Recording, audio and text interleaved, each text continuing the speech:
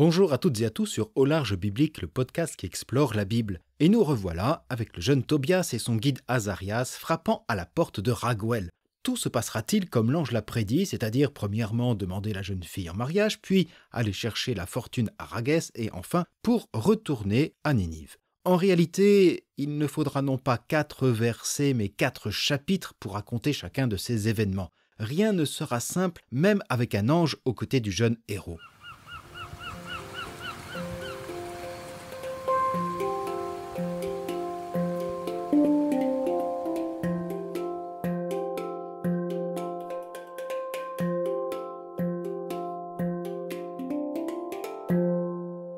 Nous sommes au début du chapitre 7 du livre de Tobie lorsque Tobias et Raphaël entrent chez Raguel. Et nous allons assister à une véritable scène d'hospitalité comme nous pouvons en connaître dans d'autres récits bibliques et dans la pure tradition moyenne-orientale.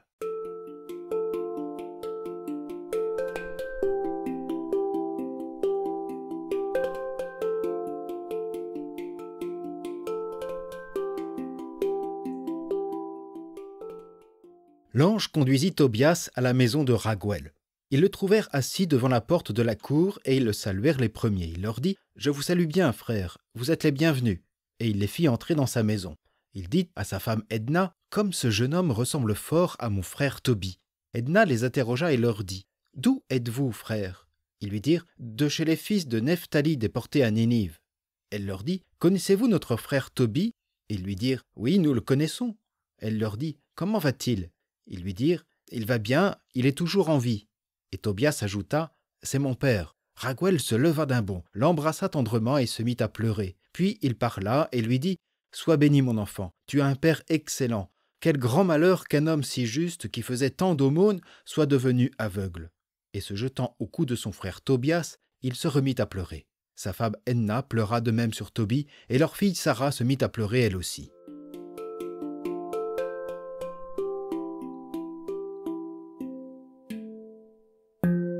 Les voyageurs encore incognito saluent les premiers, comme Raphaël chez Tobie, et Raguel les salue avant de les faire entrer dans sa maison. Accueilli à bras ouverts chez Raguel, le jeune Tobias ressemble trop à son père. Cette ressemblance n'échappe ni à Raguel ni à Edna. Ironiquement, l'auteur nous rappelle combien le père voulait que le fils lui ressemble dans son comportement. Ici, la ressemblance est d'ordre physique. C'est Edna qui interroge ici les voyageurs. Ce récit d'hospitalité n'est pas sans nous rappeler d'autres récits de la Genèse, et il semble que ce soit le récit de Joseph et ses frères qui ait servi de modèle.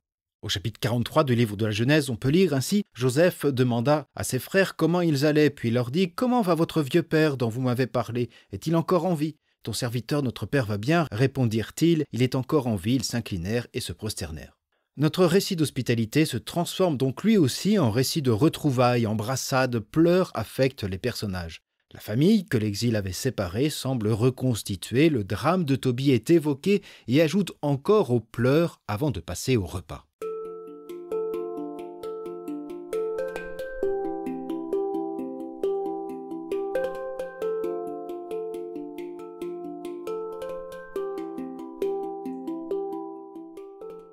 Une fois lavés et baignés, quand ils se furent mis à table, Tobias dit à Raphaël « Azarias, mon frère, demande à Raguel de me donner ma sœur Sarah. » Raguel entendit cette parole et dit au jeune homme « Mange et bois, et profite de la soirée, car il ne revient à personne sinon à toi, mon frère, d'épouser ma fille Sarah, et moi, de même, je n'ai pas pouvoir de la donner à un autre que toi, puisque tu es mon plus proche parent.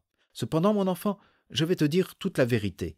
Je l'ai déjà donnée à 7 hommes d'entre nos frères, et tous sont morts la nuit où ils allaient vers elle. Mais à présent, mon enfant, mange et bois, et le Seigneur interviendra en votre faveur. »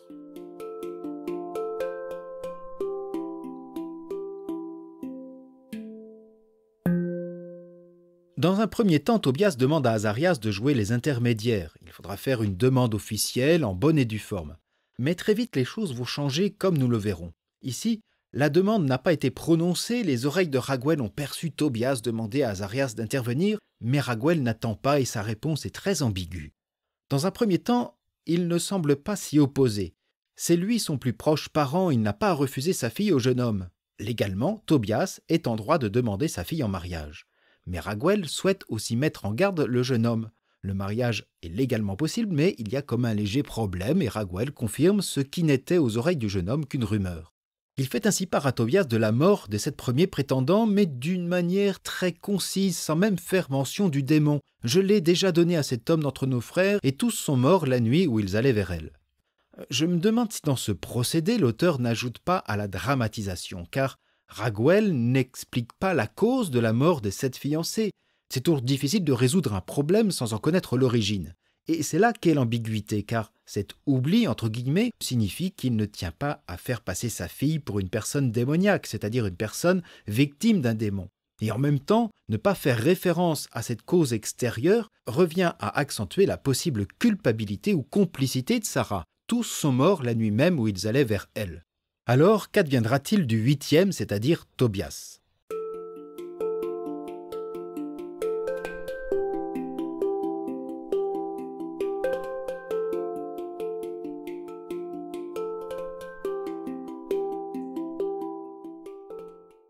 Mais Tobias dit « Je ne mangerai ni ne boirai rien ici tant que tu n'auras pas tranché la chose. » Raguel lui dit « Eh bien, je vais le faire, puisqu'elle t'est donnée selon la décision du livre de Moïse. C'est le ciel qui décide qu'on te la donne. Reçois donc ta sœur, à partir de maintenant tu es son frère et elle est ta sœur. Elle t'est donnée à partir d'aujourd'hui et pour toujours. Le Seigneur du ciel fera que cette nuit se passe bien pour vous, mon enfant. Qu'il vous manifeste sa miséricorde et sa paix. » Raguel appela alors sa fille Sarah et elle vint vers lui. La prenant par la main, il la remit à Tobias en disant « Reçois-la selon la loi et selon la décision consignée dans le livre de Moïse qui te la donne pour femme. Prends-la et emmène-la sans encombre chez ton père. Que le Dieu du ciel vous conduise dans la paix. » Puis il appela la mère de Sarah et lui dit d'apporter de quoi écrire. Il rédigea le libellé du contrat de mariage, comme quoi il la lui donnait pour femme selon la décision de la loi de Moïse. Alors seulement, ils commencèrent à manger et à boire.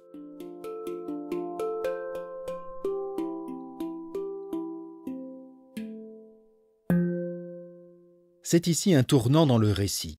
L'attitude de Tobias change radicalement. Pour la première fois, il prend de l'assurance. C'est à lui enfin que revient l'initiative, et à partir de ce moment, Azarias va passer au second plan. Devant la prudence de Raguel, Tobias, qui aime à ce point Sarah, insiste, voire exige, et cette exigence est vitale. « Je ne mangerai ni ne boirai rien ici tant que tu n'auras pas tranché la chose. » Le jeune garçon semble s'être transformé. C'était pourtant Azarias, comme convenu, qui devait demander pour Tobias la jeune fille en mariage.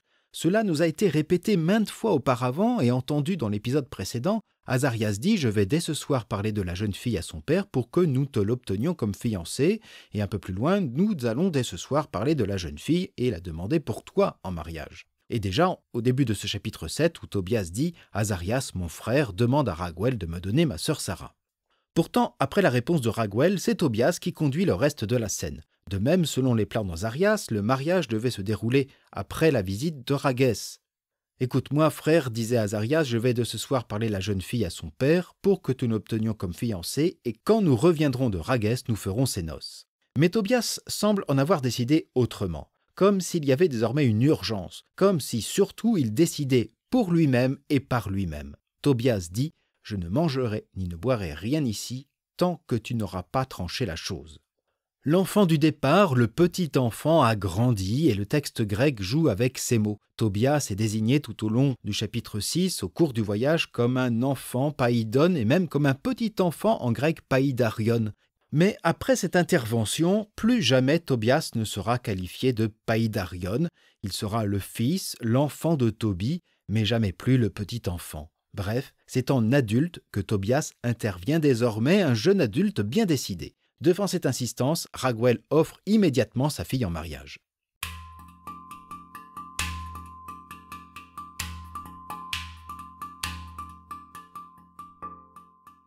L'insistance manifeste de Tobias, qui est prêt à une grève de la faim pour obtenir Sarah, apportait immédiatement ses fruits. Raguel consent au mariage. Certes, ce n'est pas lui qui prend le plus de risques dans cette histoire et Tobias a été mis au courant de la malédiction. Bref, Tobias doit tout assumer. Cependant, le discours de Raguel change de ton. Sa fille n'est pas seulement sa fille, il n'en dispose pas, mais c'est le Seigneur du ciel, c'est sa loi, c'est sa volonté. C'est le ciel qui décide qu'on te la donne, dit-il, c'est le ciel, c'est-à-dire c'est Dieu, ni le Père, ni Asmodée. On remarque aussi un passage entre le « je te la donne » précédent et ici c'est le Seigneur qui te la donne. Là encore, le récit joue sur l'ambiguïté et l'ironie. Finalement, Raguel renvoie ce mariage à la volonté divine qui n'est peut-être pas la sienne. Se défausserait-il de toute responsabilité ou confie-t-il ce mariage à la grâce de son Seigneur ? En tout cas, on ne perd pas de temps, on fait descendre la fiancée et on signe le contrat.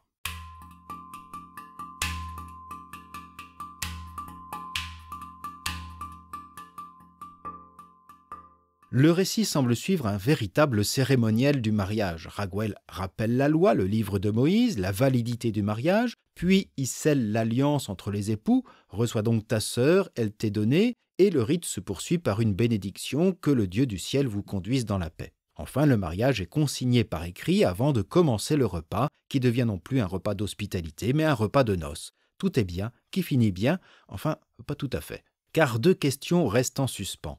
Une quant à l'avenir et l'autre quant au présent. Tobias va-t-il suivre le funeste sort de ses prédécesseurs lors de la nuit de noces ? Mais surtout, il y a dans notre récit, dans notre histoire, un personnage absent, ou plutôt muet. Et c'est pourtant la première concernée, c'est Sarah. Elle est quasiment absente, tandis que le père et la mère décident de son propre mariage. Raguel appela alors sa fille Sarah, elle vint vers lui, la prenant par la main, il la remit à Tobias. Rien d'autre ne nous est dit d'elle. Le récit semble se désintéresser de la jeune future mariée. Quel rôle joue-t-elle ? Est-elle juste un objet de transaction, victime de la loi, du père ou de Tobias ? Est-elle prisonnière d'un étrange démon seulement ? Vous vous en doutez, ce sera un des sujets de notre prochain épisode, quand nous accompagnerons les époux dans leur nuit de noces. D'ici là, bonne nuit à vous et surtout bonne journée à toutes et à tous, en espérant vous retrouver sur Au Large Biblique, le podcast que vous aimez aussi partager. Merci encore pour les enregistrements en vue des introductions. Si vous ne l'avez pas encore fait, eh bien c'est toujours possible sur aularge.eu, où vous avez aussi maintenant la possibilité de laisser un commentaire vocal très simplement et discrètement. Je vais pouvoir maintenant vous écouter. À bientôt donc sur Au Large Biblique.